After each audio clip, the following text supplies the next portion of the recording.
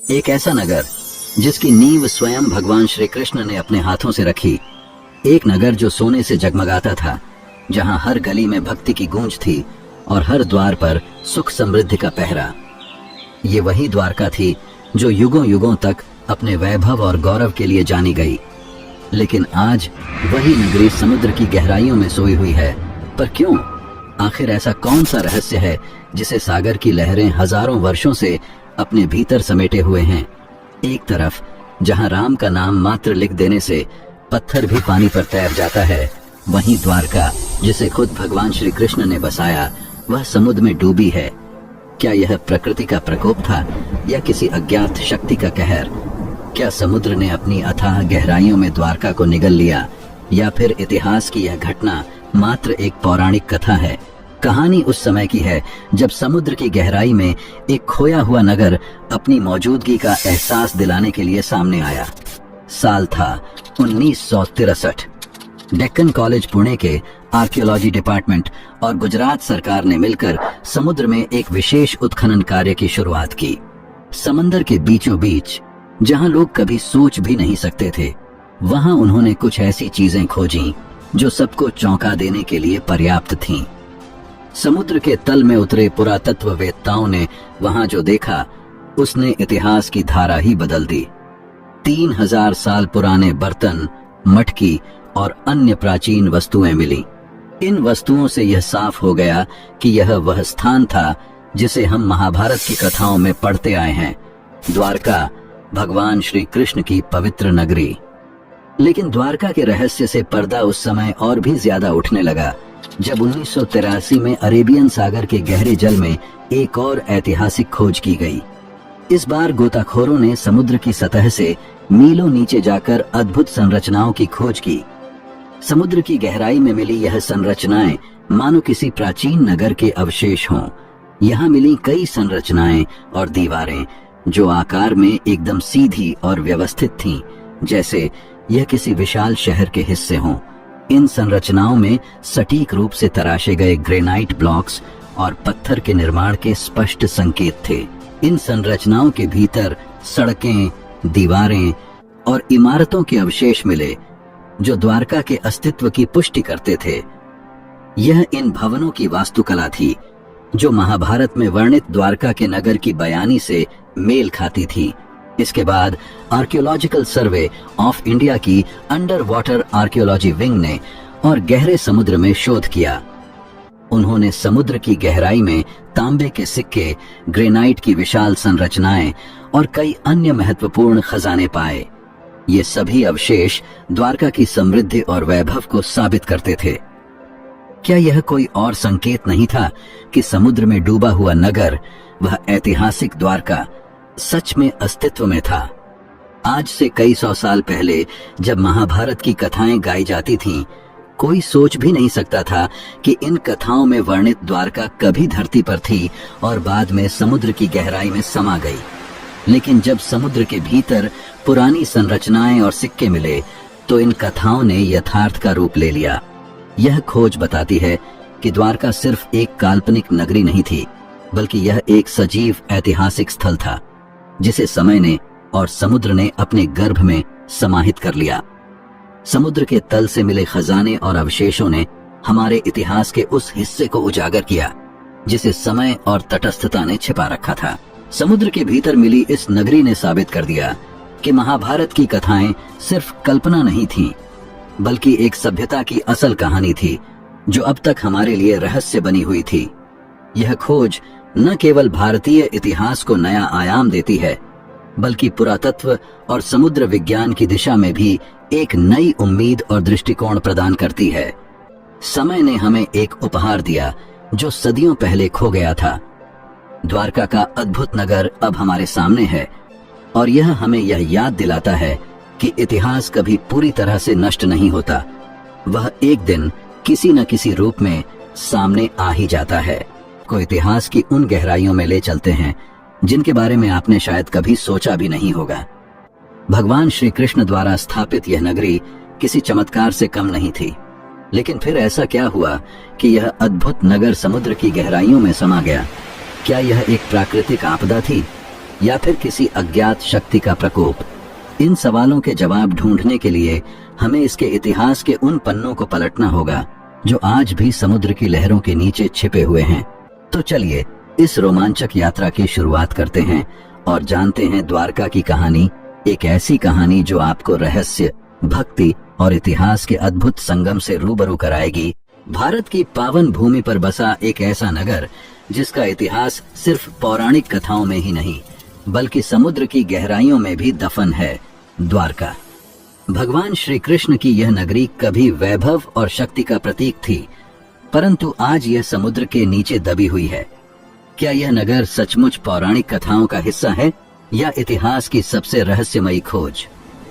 जब बार बार जरासंध के हमलों से मथुरा त्रस्त हो गई तो श्री कृष्ण के सामने एक चुनौती थी, जो थी अपने यादव वंश की रक्षा।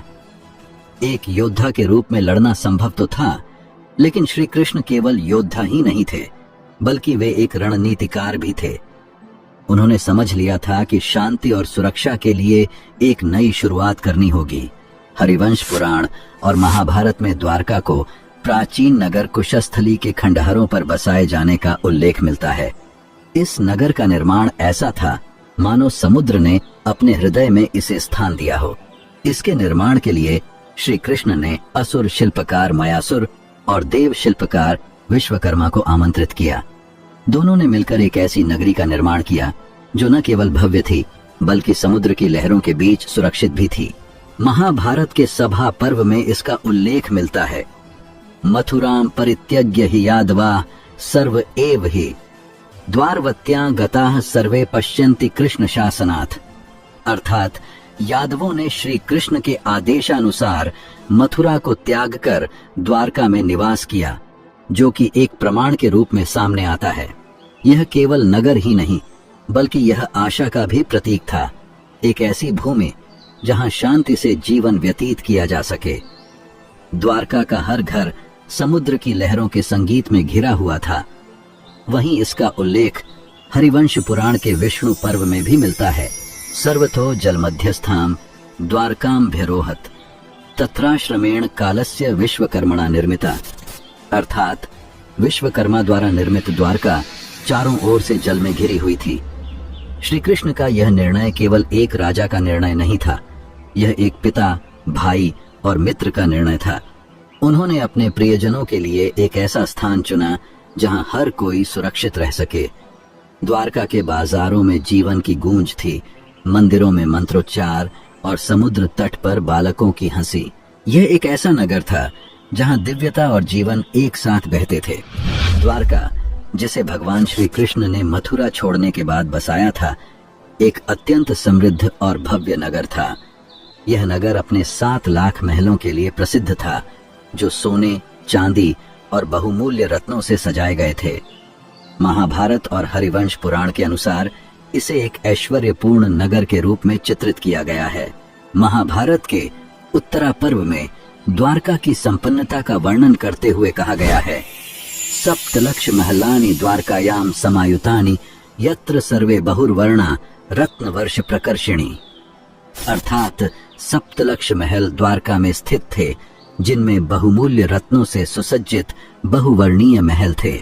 द्वारका के महलों की भव्यता और उनके अद्वितीय वास्तुशिल्प के बारे में हरिवंश पुराण में भी उल्लेख मिलता है, जहां इसे विश्वकर्मा द्वारा निर्मित बताया गया है। यहाँ के महल समुद्र से सटे हुए थे, जिससे यह नगर जल और थल दोनों मार्गों से व्यापार का प्रमुख केंद्र बन गया था। द्वारका के बंदरगाह से व्यापारिक गतिविधियां दूर दूर तक फैली हुई थीं, जिससे यह नगर न केवल धार्मिक दृष्टि से बल्कि आर्थिक दृष्टि से भी समृद्ध था। हरिवंश पुराण के विष्णु पर्व में द्वारका के बंदरगाह और व्यापार का वर्णन करते हुए कहा गया है, द्वारका नगरम तत्र व्यापारेण संश्रितम सर्वस्मिन् जलमार्गेण यत्र व्यापारो वाप्तम। अर्थात द्वारका नगर व्यापार से संबंधित था और इसका बंदरगाह जलमार्ग से जुड़े व्यापार का प्रमुख स्थल था। समय के साथ यादव कुल की समृद्धि और शक्ति उनके लिए अभिशाप बन गई। वह कुल जो कभी धर्म, नीति और संयम के लिए विख्यात था, अब अहंकार और अनुशासनहीनता का शिकार हो चुका था। इसी अहंकार का सबसे बड़ा उदाहरण तब सामने आया जब श्री कृष्ण के पुत्र सांब और उनके साथी ऋषियों के साथ एक क्रूर मजाक करने लगे। सांब ने स्त्री का वेश धारण कर ऋषियों से पूछा, हे ऋषिवर, कृपया यह बताएं कि यह स्त्री पुत्रवती होगी या नहीं। यह प्रश्न मात्र उपहास था, लेकिन ऋषियों ने इसे गहरे अपमान के रूप में लिया। महर्षि दुर्वासा जैसे तपस्वी को अपमानित करना यादवों के लिए विनाश का बीज साबित हुआ। महर्षि दुर्वासा ने अपनी क्रोधित दृष्टि से सांब को देखा और कहा, यह स्त्री नहीं, परंतु जिस गर्भ की तुम बात कर रहे हो वह लोहे का मूसल होगा। वही मूसल तुम्हारे कुल के अंत का कारण बनेगा। यह शाप जैसे समय के पहिए को एक नई दिशा में मोड़ चुका था। शापित मूसल का निर्माण हुआ और उसे नष्ट करने के प्रयास में समुद्र में फेंका गया, परंतु समुद्र ने भी इसे अपनी लहरों में नहीं छुपाया। मूसल के टुकड़े समुद्री तट पर आ गए और बाद में हथियारों में बदल गए। यादवों के बीच छोटे छोटे विवादों ने आक्रामक रूप लेना शुरू कर दिया। छोटे से वाकयुद्ध अब रक्तपात में बदल गए। एक दिन वह समय भी आया जब द्वारका में यादव आपस में भिड़ गए। वही मूसल जो कभी एक शाप के रूप में प्रकट हुआ था, यादव कुल का सर्वनाश कर गया।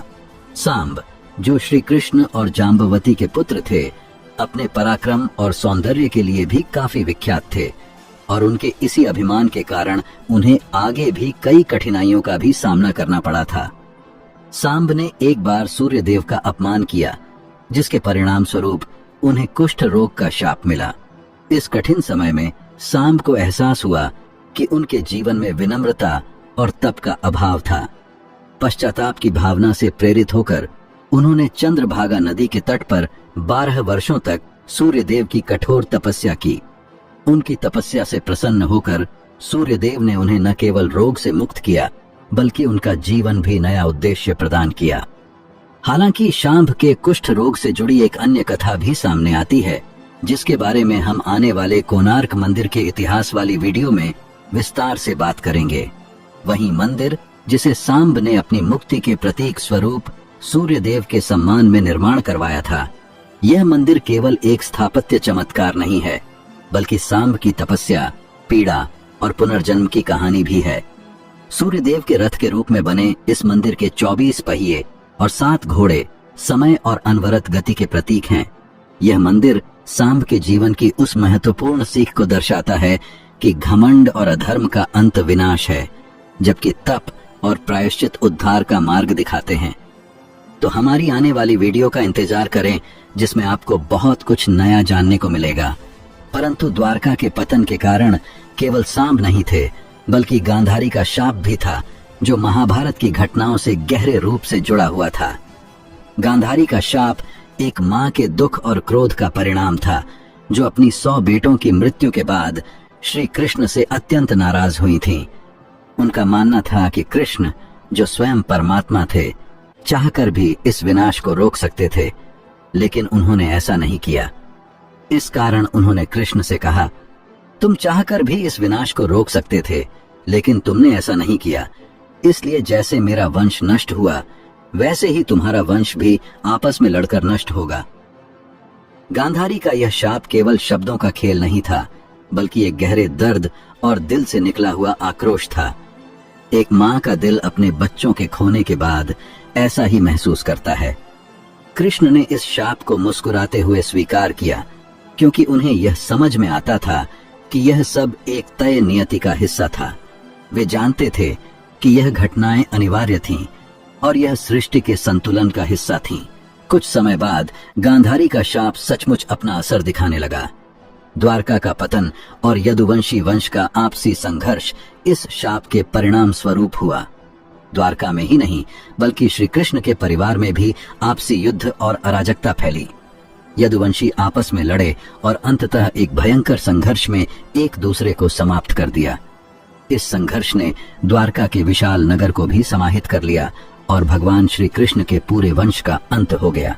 गांधारी का शाप महाभारत की कहानी में एक अहम मोड़ था, जो दिखाता है कि एक मां के दिल का आक्रोश और दुख कितने गहरे असर डाल सकते हैं।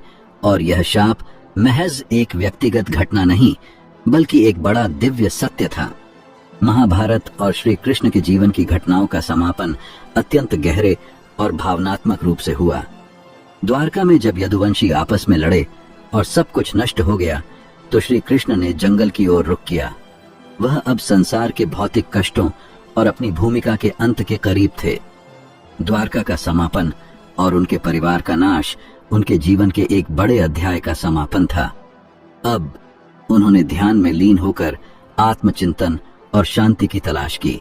श्री कृष्ण जंगल में ध्यान में मग्न थे कि तभी एक शिकारी जिसका नाम जरा था वहां आया।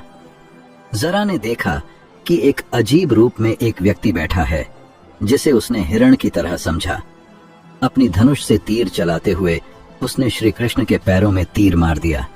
तीर सीधे श्री कृष्ण के पैर में लगा और जैसे ही श्री कृष्ण ने इसे महसूस किया उन्होंने मुस्कुराते हुए जरा को देखा और श्री कृष्ण ने जरा से कहा, जरा, तुमसे जो हुआ वह कोई दुर्घटना नहीं थी। यह सब मेरे पूर्व जन्म के कर्मों का फल है। यह एक अजीब और दैवी घटना थी जिसमें भगवान कृष्ण ने अपनी दिव्यता का भी अनुभव कराया।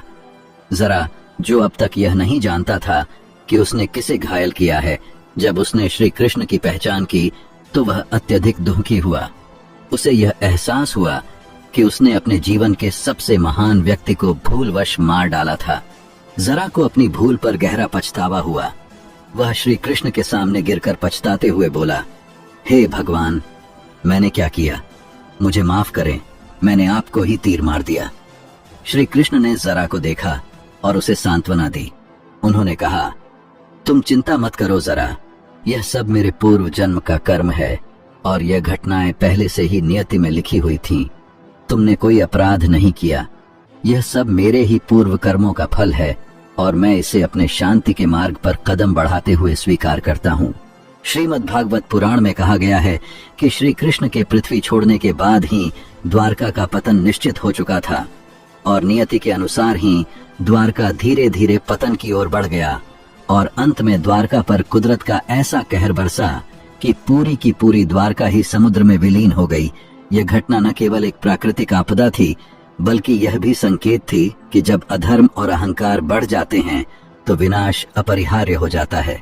द्वारका नगरी का इतिहास निर्माण, विनाश और पुनर्निर्माण के चक्र का अद्भुत उदाहरण है। मान्यता है कि यह नगरी अब तक 6 बार समुद्र में डूब चुकी है और वर्तमान द्वारका 7वीं बार पुनर्निर्मित हुई है।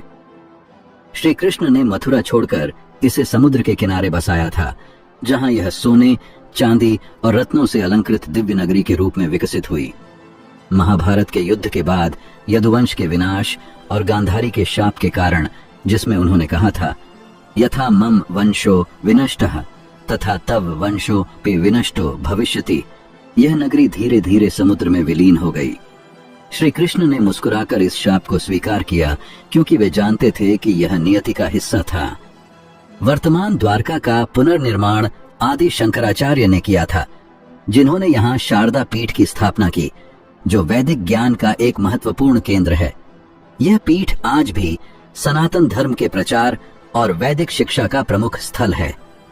द्वारकाधीश मंदिर, जो भगवान श्री कृष्ण को समर्पित है, 16वीं शताब्दी में पुनर्निर्मित हुआ और यह 4 धामों में से एक के रूप में प्रतिष्ठित है। मंदिर का 52 गज ऊंचा ध्वज, जो प्रतिदिन बदलता है, भक्तों की अटूट आस्था का प्रतीक है। इस नगरी के हर कोने में श्री कृष्ण की लीला, नीति और भक्ति की अनुगूंज सुनाई देती है। द्वारका न केवल ऐतिहासिक दृष्टि से महत्वपूर्ण है बल्कि आध्यात्मिक दृष्टि से भी गहरा महत्व रखती है। जैसा कि श्रीमद् भगवद गीता में श्री कृष्ण ने कहा है, सर्वधर्मान परित्यज्य मामेकम शरणं व्रज, अहम त्वाम सर्व पापेभ्यो मोक्षयिष्यामि मा शुचहम। इस श्लोक के माध्यम से द्वारका हमें यह सिखाती है कि चाहे कितनी भी कठिनाइयां आएं, यदि हम अपने धर्म और कर्तव्यों का पालन करते हुए भगवान की शरण में रहेंगे तो हमें मोक्ष की प्राप्ति अवश्य होगी। द्वारका का प्रत्येक पत्थर, हर गली और हर मंदिर भगवान श्री कृष्ण की लीला का साक्षी है। यह नगर हमें सिखाता है कि आस्था, भक्ति और पुनर्निर्माण की शक्ति अजेय है। जैसा कि गीता में कहा गया है, यम यम वापि स्मरण भावम त्यजत्यन्ते कलेवरम तम तमे वैति कौन्तेय सदा तद्भाव भावितः। यह अर्थात जो व्यक्ति अंतिम समय में जिस भावना के साथ देह त्यागता है वह उसी भावना के अनुसार अगला जन्म लेता है।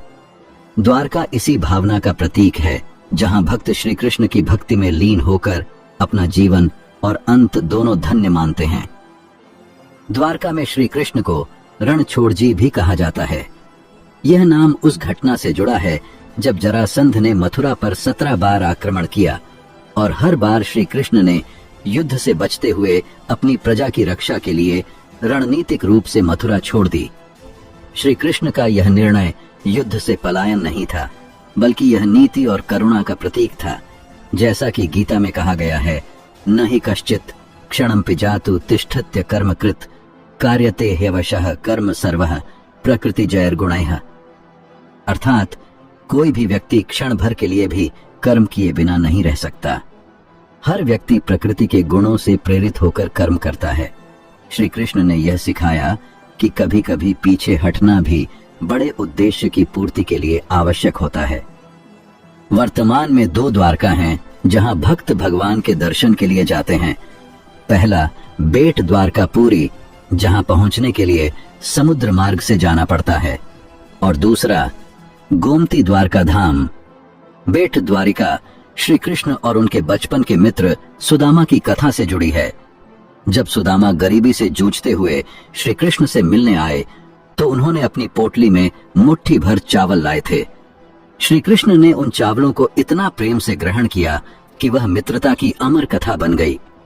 श्रीमद्भागवतम में वर्णित है, सखा पश्य पादो ते राज्यम में दास्यते तव ददामि ते यथा कामम प्रीति स्नेहश्च बंधुना। अर्थात मित्रता में प्रेम और स्नेह सर्वोपरि होता है। द्वारका आज भी इस मित्रता की कहानी को हर भक्त के हृदय में जीवित रखती है। वहीं गोमती द्वारिका, जिसे पवित्रता और शुद्धि का संगम कहा जाता है। गोमती नदी का समुद्र से संगम द्वारका का एक पवित्र स्थल है। यहाँ स्नान को पवित्र माना जाता है और माना जाता है कि यह आत्मा की शुद्धि का साधन है। भक्त जब इस संगम पर स्नान करते हैं तो उन्हें ऐसा अनुभव होता है जैसे वे श्री कृष्ण की गोद में आ गए हों। गीता में श्री कृष्ण कहते हैं, अपि चेदसि पापेभ्यः सर्वेभ्यः पापकृत्तमः सर्वं ज्ञान प्लवेनैव वृजिणं संतृष्यसि। अर्थात यदि कोई सबसे बड़ा पापी भी है तो ज्ञान और भक्ति के माध्यम से वह अपने पापों से पार पा सकता है। मुगल आक्रमणों के दौरान कई बार द्वारका के मंदिरों को तोड़ा गया, लेकिन हर बार यह नगरी पुनः निर्मित हुई। भक्तों की अडिग आस्था ने इसे बार बार खड़ा किया। द्वारका हमें सिखाती है कि चाहे कितनी भी कठिनाइयां आएं, यदि प्रेम, मित्रता और विश्वास हो तो हर संकट पर विजय प्राप्त की जा सकती है। श्रीमद् भगवद गीता का यह श्लोक द्वारका के संदेश को सार्थक करता है। यम यम वापि स्मरण भावम त्यजत्यन्ते कलेवरम तम तमेवैति कौन्तेय सदा तद्भाव भावितः। अर्थात जीवन में जिस भावना के साथ कर्म किए जाते हैं वही अंत समय में हमारी दिशा निर्धारित करती है। द्वारका का हर भक्त यही अनुभव करता है कि प्रेम और भक्ति से भरा जीवन ही वास्तविक मोक्ष का मार्ग है। द्वारका की कथा हमें सिखाती है कि अत्यधिक शक्ति और अहंकार विनाश का कारण बनते हैं। यह कथा केवल एक नगर के पतन की नहीं, बल्कि मानवता के नैतिक मूल्यों की रक्षा के महत्व की है। धर्मो रक्षति रक्षितः, अर्थात जो लोग धर्म की रक्षा करते हैं उनकी रक्षा स्वयं हो जाती है। उम्मीद है आपको वीडियो के माध्यम से कई सवालों के जवाब मिल गए होंगे और बहुत कुछ नया जानने को मिला होगा। अगर आपको हमारी वीडियो अच्छी लगी हो तो वीडियो को लाइक कर और लोगों तक भी शेयर कर दे। वहीं अगर आपने अभी तक चैनल सब्सक्राइब नहीं किया है तो चैनल को सब्सक्राइब कर हमें सपोर्ट करें,